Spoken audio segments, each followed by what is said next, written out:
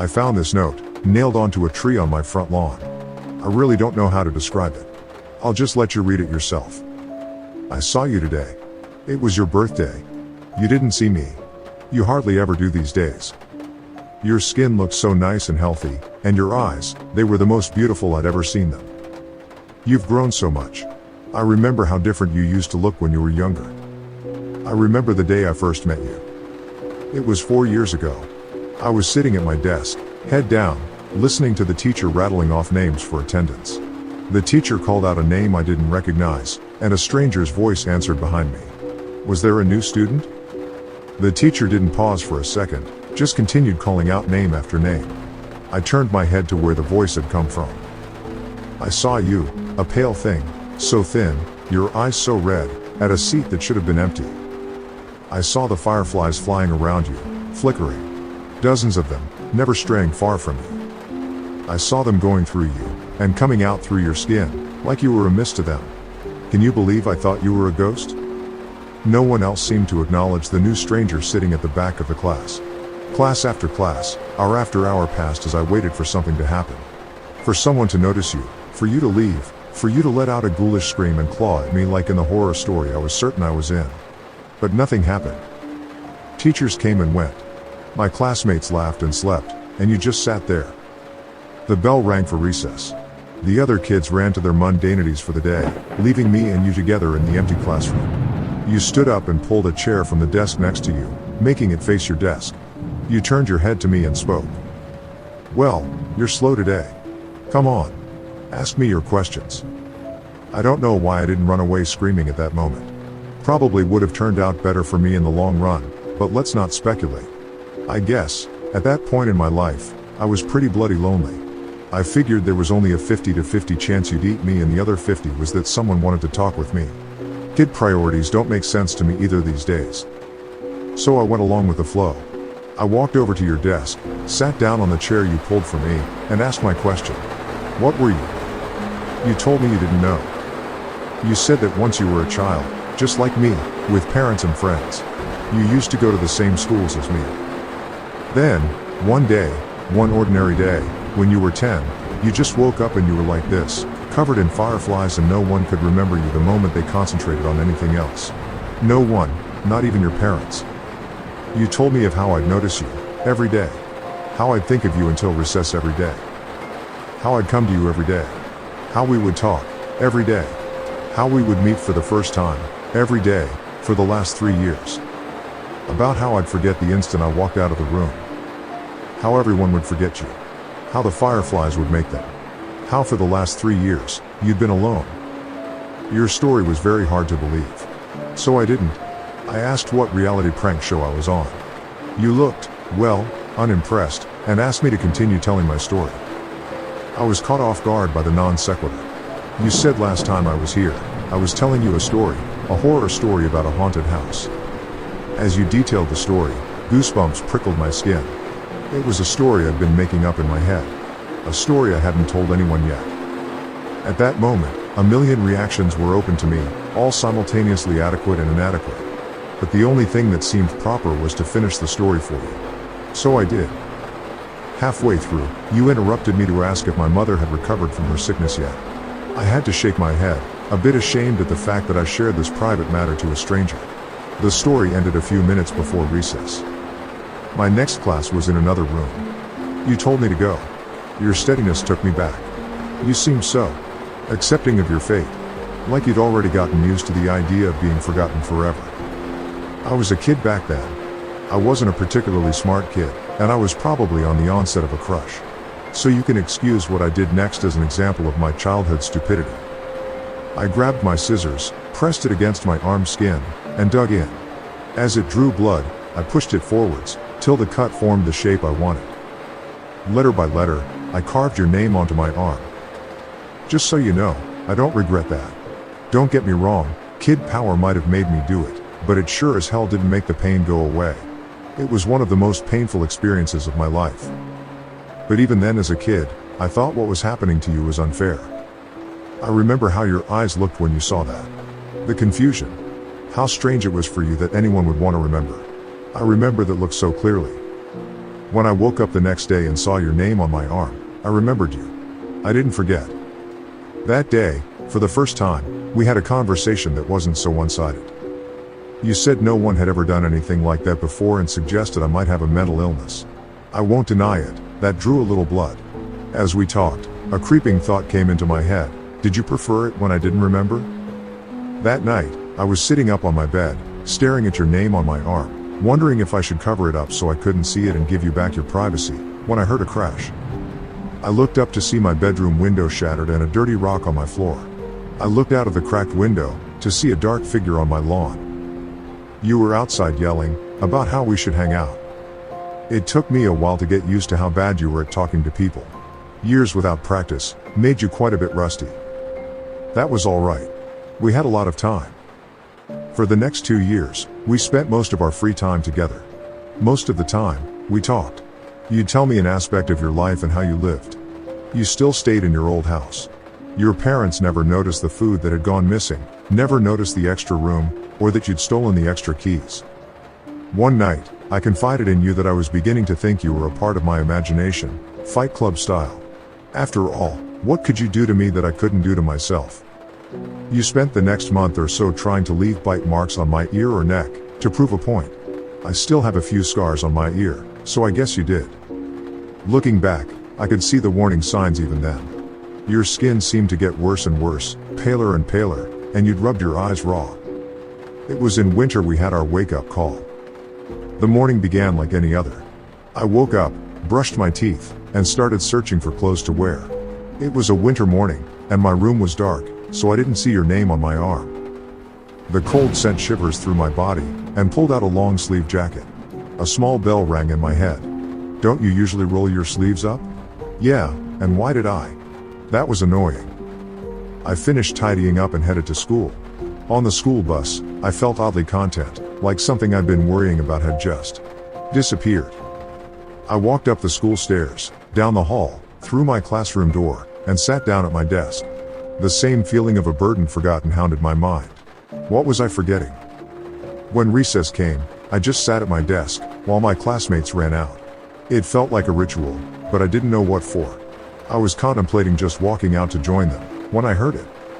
It was something small in the wind, like a whisper, but it came over and over, incessant. It sounded like my name.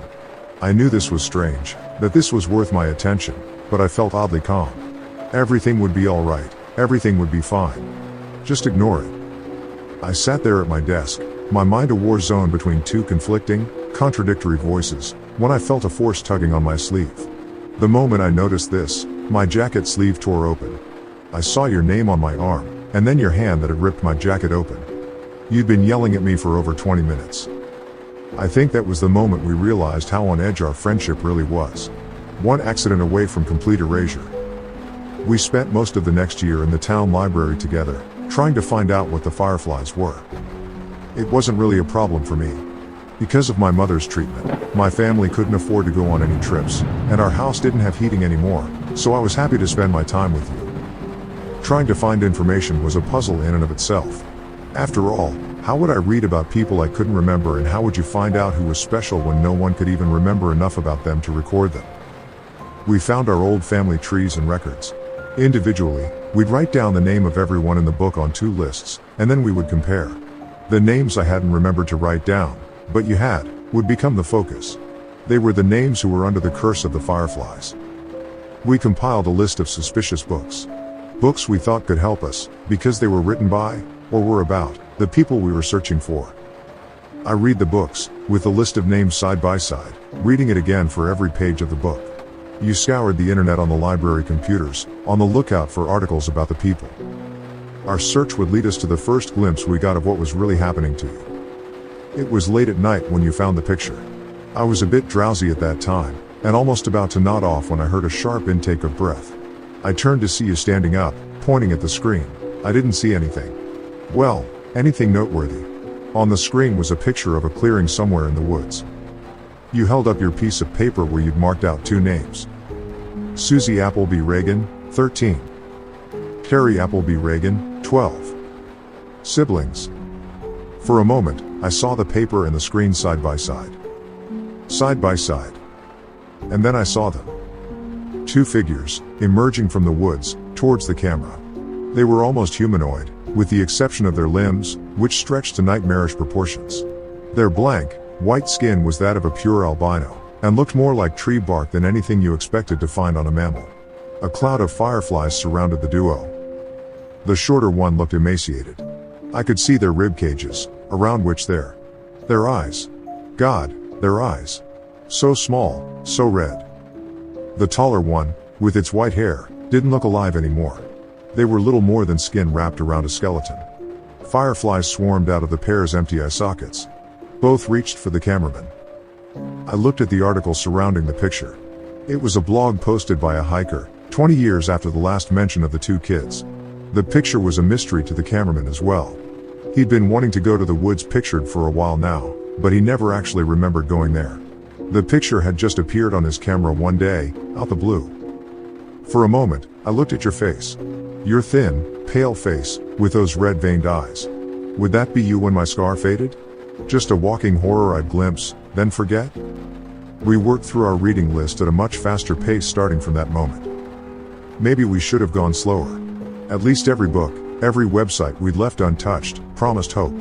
The books that we finished and tossed aside promised nothing but the clearing in the woods as one's future. And we tossed aside a lot of books. I believe I tore through 3/4 of my reading list before I stumbled across the journal. Oh, God, that horrible, horrible journal. The journal used to belong to a mental patient, named Joey, who claimed to be a serial killer. He was locked up in an asylum when the police discovered his supposed victims never existed. He was diagnosed with a need for attention, and shoved away. They should have electrocuted him. They should have fried him until his flesh melted and his hair burned.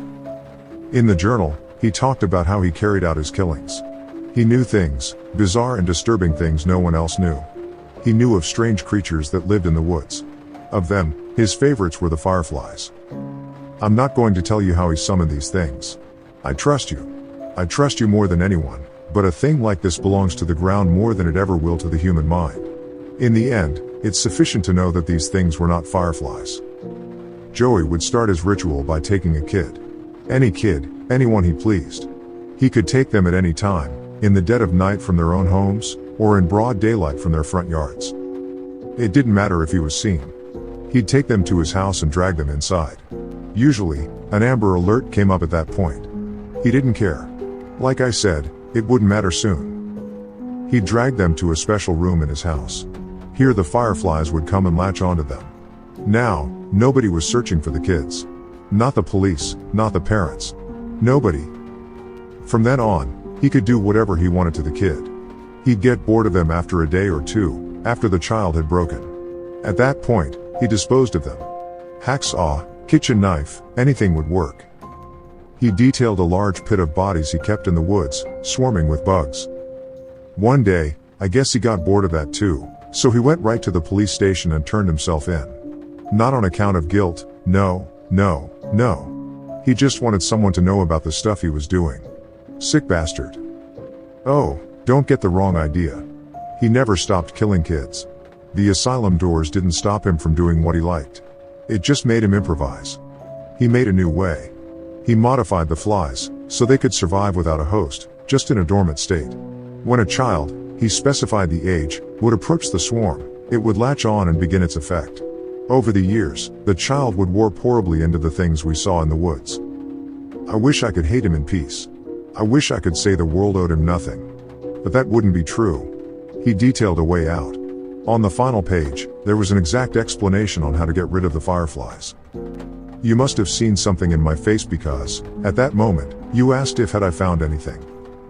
I said no and closed the book. A few minutes later, you shut down the computer. You picked up the last book and went through it yourself.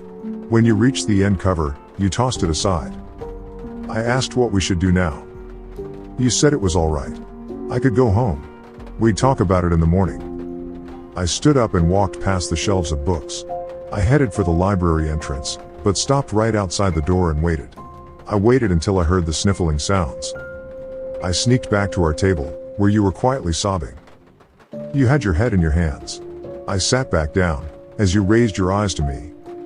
You said you wished you'd never met me. How happy you were when you had nothing to lose. How I ruined your life. You'd never really gotten better at talking to people. That was the worst love confession I'd ever heard.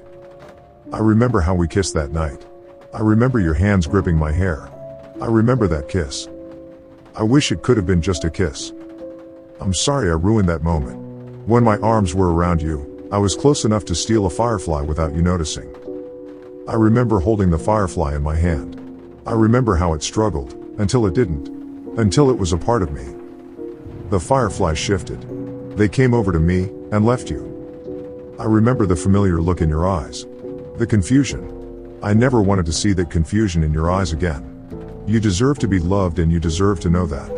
I wasn't really living anyway. You reached for me. I pulled away, as the last lights of recognition faded from your eyes. And then you were just staring at a stranger, walking away into a crowd of strangers. That was a year ago. You've gotten so much better since then. You have so many friends now. So many people at your birthday party. You also look so much healthier. I haven't been as fortunate. My skin's gotten a lot paler, and my eyes hurt all the time now. I couldn't go to school like you did all those years. I haven't wasted my time though. I found Joey's pit. The bodies, there were so many bodies. There's a grave for those children now. Without me, my mom could afford her surgery. She looked so happy. Just yesterday, I saw her playing with my baby brother. I saw you crying yesterday. You were with your friends, laughing.